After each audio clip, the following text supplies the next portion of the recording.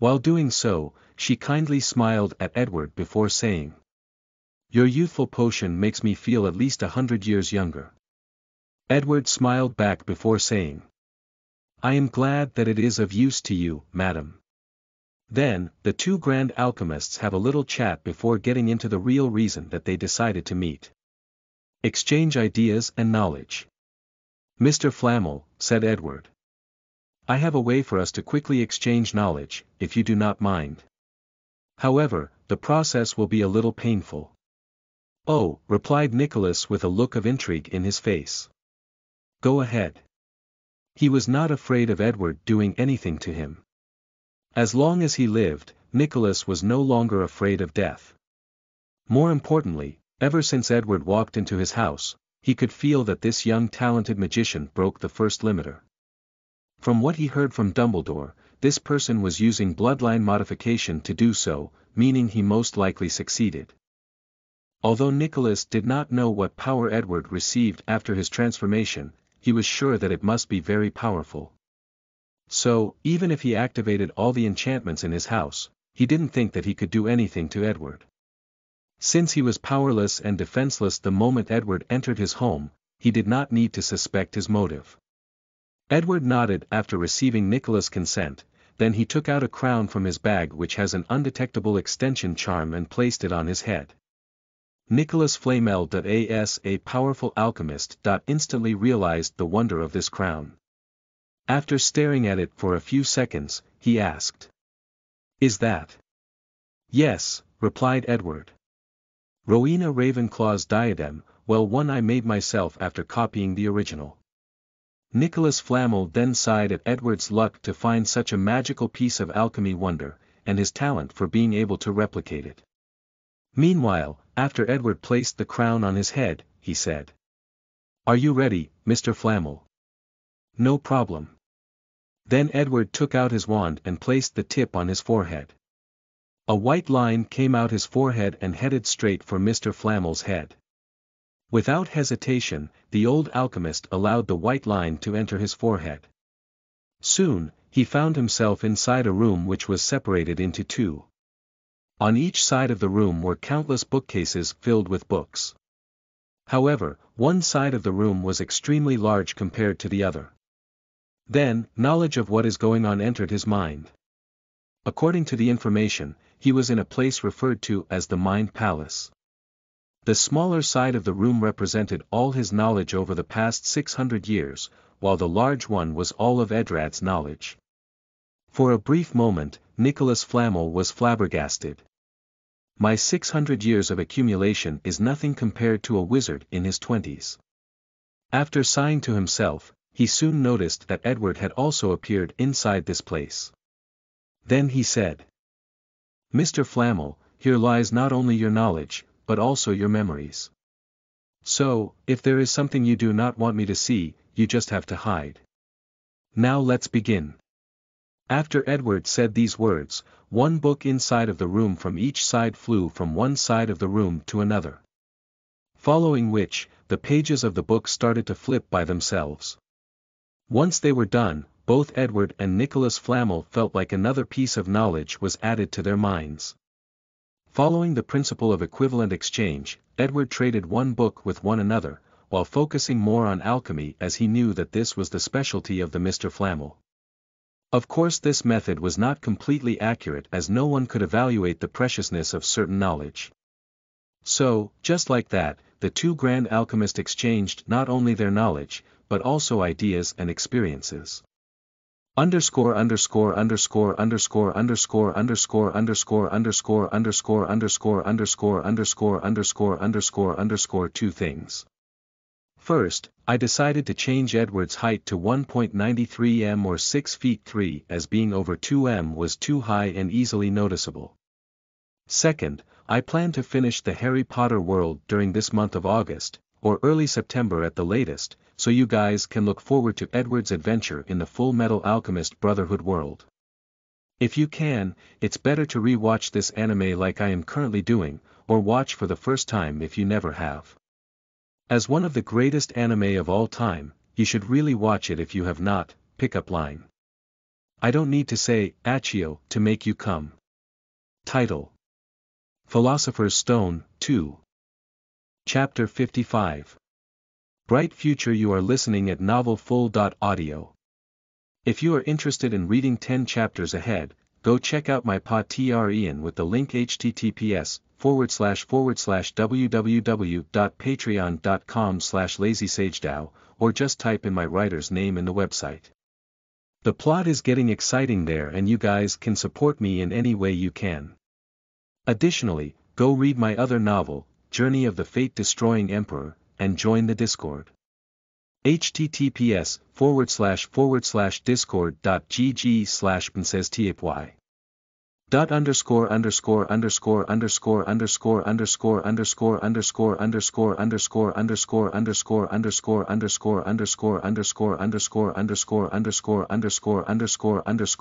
Edward and Nicholas Flamel did not know how much time that they spent in their mind palace exchanging knowledge. All they were focused on were the books that kept flipping through on each of their sides. These books did not just contain the knowledge that these two great alchemists read, but their experiences, experiments, and memories of alchemy and magic. So, while ignoring the passage of time, these two men indulged in the process of learning. Unfortunately, at least for Mr. Flamel, his knowledge reserves were soon empty out by Edward. So, he had nothing to exchange, so he could not learn anything more. So, after Mr. Flamel opened his eyes in the Mind Palace, he looked at Edward's side of the room and he sighed. He imagined what kind of secrets were hiding in these books.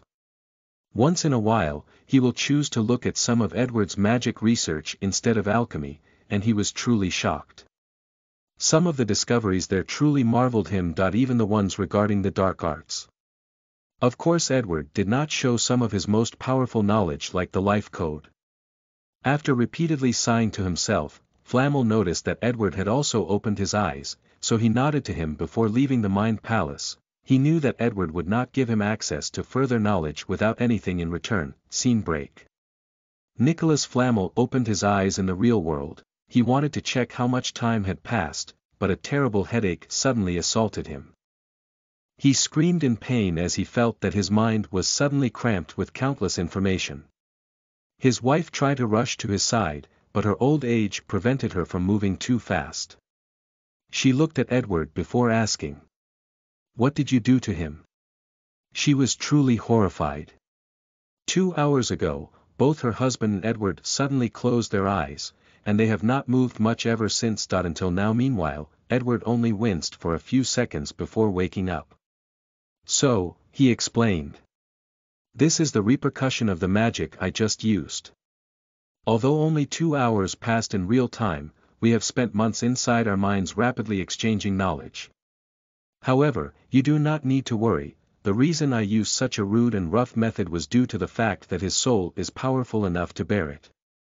Although Perenelle understood that her husband would be fine, she still had a worried look on her face. Noticing this, Edward took a potion from his bag and handed it to her. If you can trust me, you can feed him this and he should be fine in a few minutes. After taking the potion, Perenelle hesitated for a brief moment before feeding it to her husband. Less than 5 minutes later, Nicholas Flamel stopped wincing in pain and he opened his eyes while massaging his temple. His head no longer felt painful, on the contrary, he felt really calm and his mind very peaceful. All the knowledge he just learned from the Mind Palace was part of him now. After a few minutes of silence, Nicholas sighed again before saying, "I guess the title of the greatest alchemist belongs to you now." Edward just smiled calmly, but did not say anything. Including rebuking him. Then, the two chatted briefly before Edward left with a smile on his face. Scene break. Nicholas Flamel sat in front of a mirror while talking to someone else on the other side. It was his old friend, Dumbledore. He explained to him his recent experience or encounter with Edward. After a brief silence, Dumbledore asked, "So, what exactly did you see inside this so-called Mind Palace?" "I saw knowledge beyond both of our imaginations. I finally understood why this Edward is such a talented wizard. It is not because of his innate talent, or because of his willingness to study the essence of magic. It is because of his strange ideas. Many times we think that our ideas are stupid or have no basis. But he is different. Not only does he have many strange ideas that I have never heard before, but he always has some kind of feasible plan that allows him to turn these crazy ideas into reality. Dumbledore frowned after hearing this. Nico, what exactly did you see to make you act in such a strange way? His old friend was always composed, so he had never seen him like this. It was a blueprint, replied Nicholas Flamel. A blueprint of the greatest alchemy wonder that I have ever seen in my life. No, I have never imagined it was ever possible. Can you be more specific? Asked Dumbledore. It was a floating city. A floating city. That's correct, replied Nicholas Flamel with a newfound vigor in his face. Using a giant philosopher's stone as an energy supply, Edward designed a city that could float in the air. No, it was more than that. The floating city had a state-of-the-art laboratory for magical research. It was filled with so many enchantments. Anti-gravity, shield, atmospheric control, and many more. The floating city also had a very terrifying weapon system that included things like magic cannons and even alchemy golem. According to the blueprints, this city was also designed as a spaceship that can travel throughout the cosmos. According to the blueprint, if such the Philosopher's Stone could provide a vast amount of magic power, the entire city should be able to operate anywhere in the galaxy, and even beyond it. Nicholas Flamel stopped talking for a moment, sighed before continuing. Although this was only a blueprint and Edward's note indicated that his current abilities were from enough to create such a magical wonder, I truly believe that he will succeed one day. And I would really like to see that day arrive. Both Nicholas Flamel and Dumbledore became quiet for quite some time after this conversation. Both of them were marveling at what it would be like to witness such a sight. How much progress would wizardkind progress as a civilization if they ever managed to create such a magical wonder? As for Dumbledore, he started to reminisce of the conversation he had with Edward during his professor interview. He realized that Edward was not just talking nonsense when he said that he had a plan to turn the wizarding civilization into a truly unique and powerful one.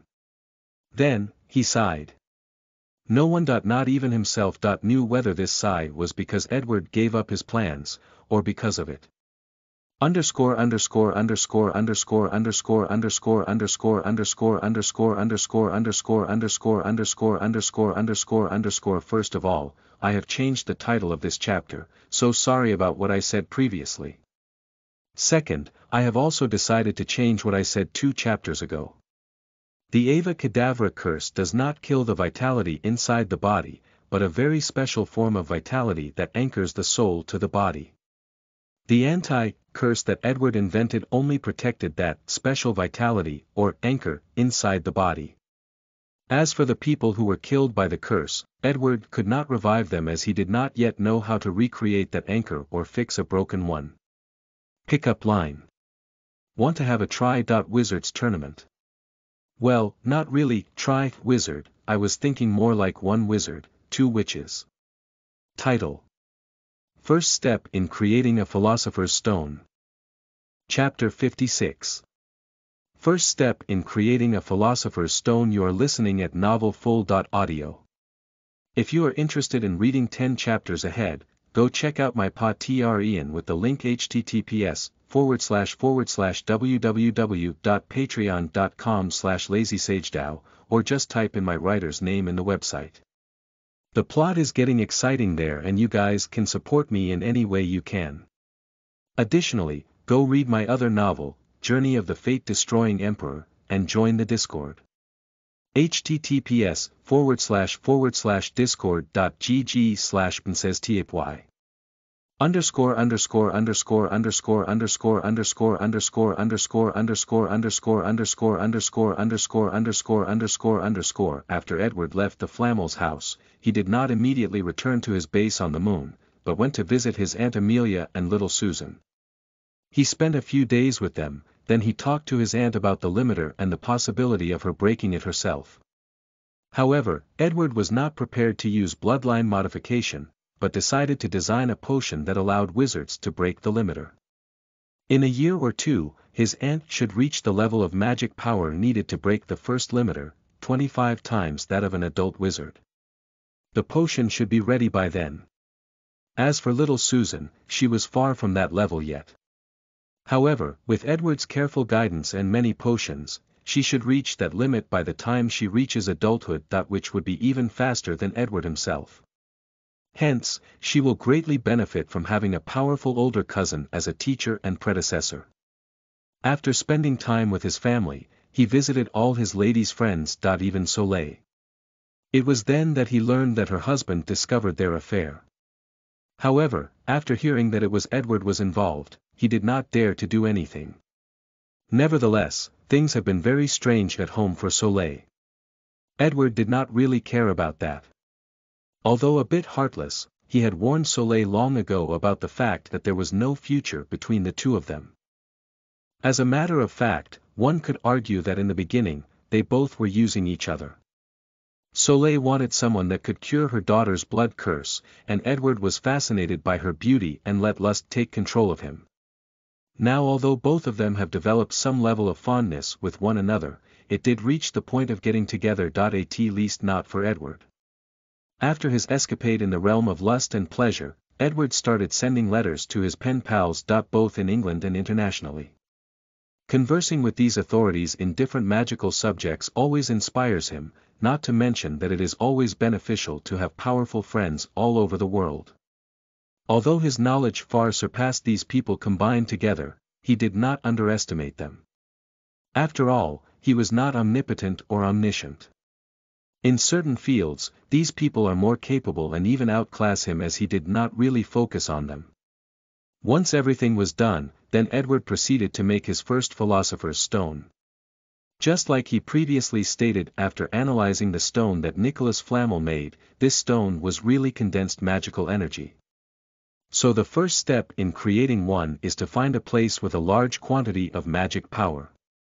One of Edward's experiments was to determine whether magic power existed freely in the environment in the Harry Potter world, just like many other magical worlds he read about in his past life. Unfortunately, the answer was negative. Edward once speculated that if magic power existed in the environment, wizards in this world would be way more powerful than they are now. As they have to rely on their own magical powers to cast spells, the power of the spells was hence greatly reliant on the wizard itself. But if magic power existed in the environment, wizards would be able to use said magic power in the air to cast truly powerful spells.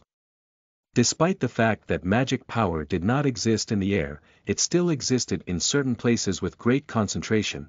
To be precise, they existed in ley lines, nodes that travel underground throughout the entire world. In the nodes, vast magical powers existed underground. As such, certain magical or historical places are built on ley line nodes. For example, the British Ministry of Magic or Hogwarts Castle.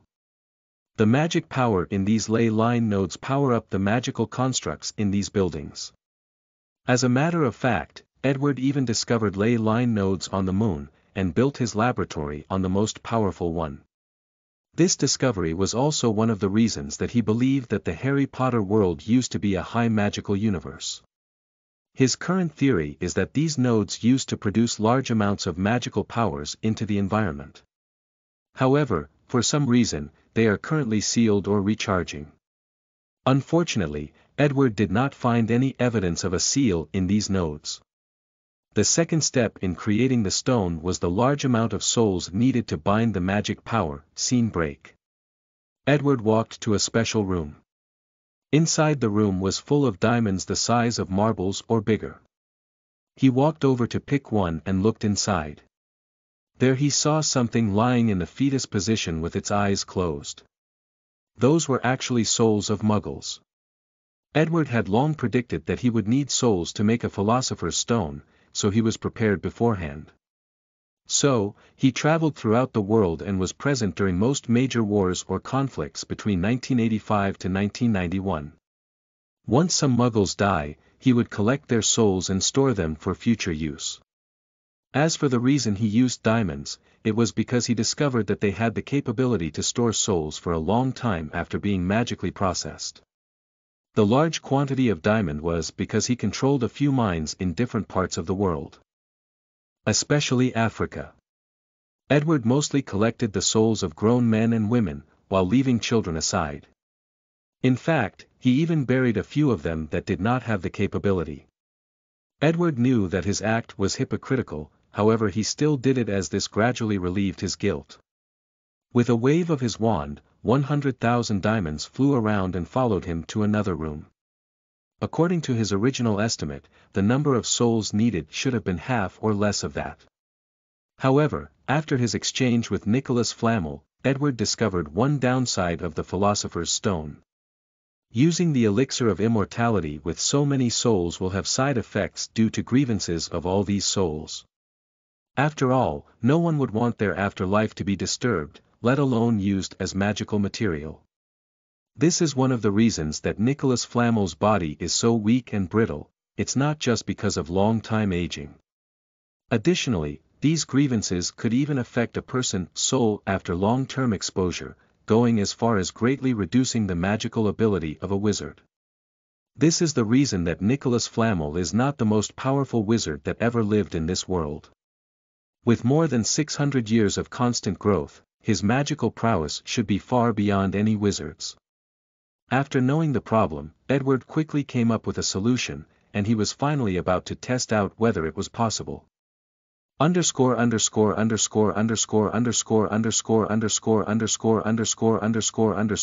guys think I went overboard with the diamonds? Comment your opinions and ideas regarding this matter, and I might change it. Good news. Author San's first novel, Journey of the Fate-Destroying Emperor, finally reached 1 million views, and this means so much to me. When I was in a very dark place in my life. The point of taking Truck. Cohen's job from him. This novel basically saved me, it gave me new goals and purpose in life. So, if you enjoy my writing and is a fan of Xianxia, then go check out the first 40 free chapters. If you are interested and like what you saw, then keep reading, comments, and leave a positive review. If not, then I appreciate the views. Pickup line. Can I Slytherin your Ravenclaw, or would you rather Hufflepuff my Gryffindor?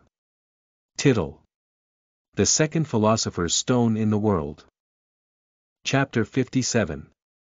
Second Philosopher's Stone in the World. You are listening at novelfull.audio. If you are interested in reading 10 chapters ahead, go check out my Patreon with the link https://www.patreon.com/lazysagedao, or just type in my writer's name in the website. The plot is getting exciting there and you guys can support me in any way you can. Additionally, go read my other novel, Journey of the Fate-Destroying Emperor, and join the Discord. https://discord.gg/princesstapy.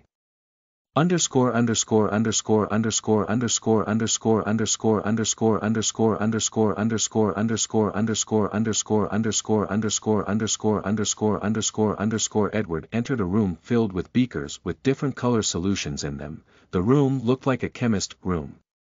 Then, he started mixing a bunch of different solutions together.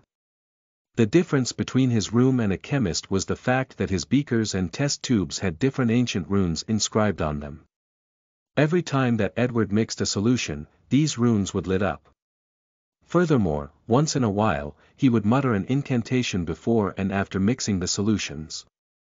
After everything was done, the result of Edward's solution turned into a crystal-clear stone similar in size to Nicholas Flamel's Philosopher's Stone. This stone was the container of the magical powers.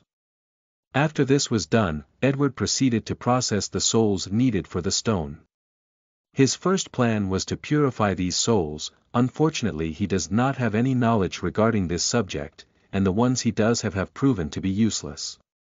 Edward once tried to purify a soul by using the magic he learned from some Buddhism monks in India, Taoist monks in China, and some voodoo priests he met from some places in Africa and the Caribbean.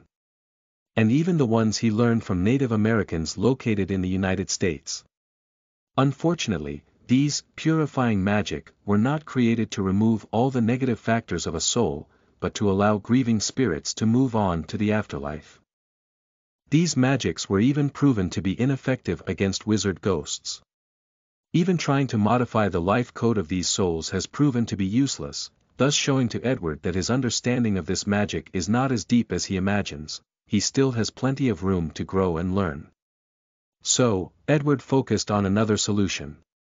Using a similar method as his mechanized mind spell, he stripped the souls of their intelligence, will, mind, spirit, and all their memories and emotions, essentially turning them into a blank slate. The result of that was these souls were indeed more pure, but it also dramatically decreased their strength or power. Hence, the amount of souls needed to create the Philosopher's Stone was also dramatically raised. What a waste, muttered Edward after seeing the amount of soul left after his little operations. Fortunately, this experience has greatly improved my understanding of the soul.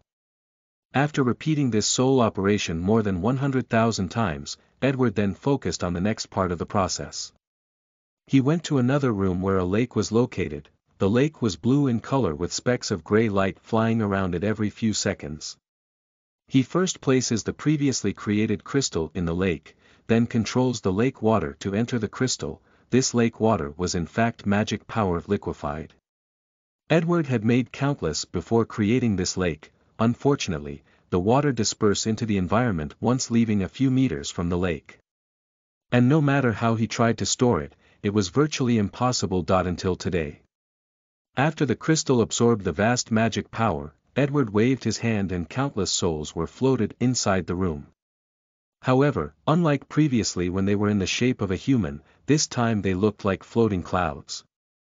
With his wand, he controlled these souls to enter the crystal or stone. Afterwards, countless ancient runes that were carved in the crystal were lit up one after the other, then a magical transformation took place. The souls perfectly bound the magic powers inside the crystal, turning it into something solid. As a matter of fact, Edward did not have to use ancient runes as he could simply enchant the crystal. However, according to his research, using runes instead of normal enchantment improved the quality of any alchemy items between 40 to 60%. This is the reason that even when teaching his students, he taught them to use runes in their enchantments. Despite the fact that most alchemists do not. After 3 days, the magical transformation of the stone ended. The result was that Edward's Philosopher's Stone was actually blue instead of red like Nicholas Flamel's. After that, he tested the stone by turning any metal into pure gold. With it, Edward was able to witness the highest level of transfiguration magic. Permanent change of any object. In Muggle scientist terms, this was essentially the ability of matter manipulation on a subatomic level. Then, he proceeded to test out the elixir of immortality. After drinking it, Edward found that his soul power was increased by a mysterious force, then his body was washed over by a powerful magical power. After testing himself, he realized that his cells had broken through the Hayflick limit on how many times they can divide. It was then that Edward realized that this stone was not only a magical wonder, but also a scientific one as well. After these simple trials, Edward walked into another room. He stood in front of it for a few seconds muttering to himself. I need a room with the highest level of defense that all my knowledge can create. After that, he entered the room holding the blue Philosopher's Stone in his hand. Inside the room, there was a complete replica of Hogwarts Castle. Without hesitation, Edward pointed his wand and said, Bombarda. A white light flew from his wand and hit the tallest tower of the castle, then boom, the entire tower was destroyed. The debris left from the explosion fell on the other parts causing even more destruction. If this was the real castle, this level of destruction would truly be catastrophic. So, Edward nodded in satisfaction with his power. This version of Hogwarts was a perfect replica. As it even has the same protective enchantments. Siri, provide me with another castle, said Edward out loud. Following which, the destroyed castle was soon replaced by a new one after a few minutes. After seeing this, Edward nodded in satisfaction to his own room of requirement. In order for it to be so powerful, Edward improved many of the enchantments and dedicated a ley line node specifically for this room to draw magical power. Edward then removed his smile, and with a serious look on his face, he held the stone in his hand. After concentrating, he started to channel the magical power inside through his body. He felt a very powerful energy enter his body and grunted. If it was not due his recent body modification, he reckoned that his body would have exploded with so much energy running through his veins. With a little effort, he pointed his wand towards the castle and said, "Bombarda, again." A massive light came out of his wand and headed to the castle. Boom! A large and powerful explosion occurred after the light reached its target. A cloud of dust more than 20 meters could be seen, followed by a terrible shockwave that spread in the surrounding area. A shield suddenly appeared in front of Edward as he experienced the power of that spell. He did not move his eyes as his clothes fluttered in the wind. Soon after, he saw the result of this attack. The entire Hogwarts castle was completely destroyed with few remaining debris left. The protective enchantments were also completely annihilated. As for Edward, he finally realized the power of the stone he created. Unlike Nicholas Flamel's stone, which is full of grievances from the souls inside, his is pretty pure. Meaning that it is easy to control the magic power inside and use it. And Edward knew that this was not the full power of the stone, as more power could be drawn from it. The only reason he did not do so was because his body could not bear it. However, alchemy items had a higher threshold than humans, so he could easily create powerful magical weapons in the level of nuclear bombs and more. Additionally, the previous test was using a simple exploding charm. If he used elemental spells that have a wide range of attacks, or the fiend fire spell that can burn anything, this would truly be terrifying. After sighing for a few seconds, Edward left to proceed to his next plan. Underscore underscore underscore underscore underscore underscore underscore underscore underscore underscore underscore underscore pickup line. I don't need to look into the mirror of Eris to know that you're everything I desire. This one is corny instead of dirty. Title: 1926. Chapter 58. 1926. You are listening at novelfull.audio. If you are interested in reading 10 chapters ahead, go check out my Patreon with the link https://www.patreon.com/lazysagedao, or just type in my writer's name in the website. The plot is getting exciting there, and you guys can support me in any way you can.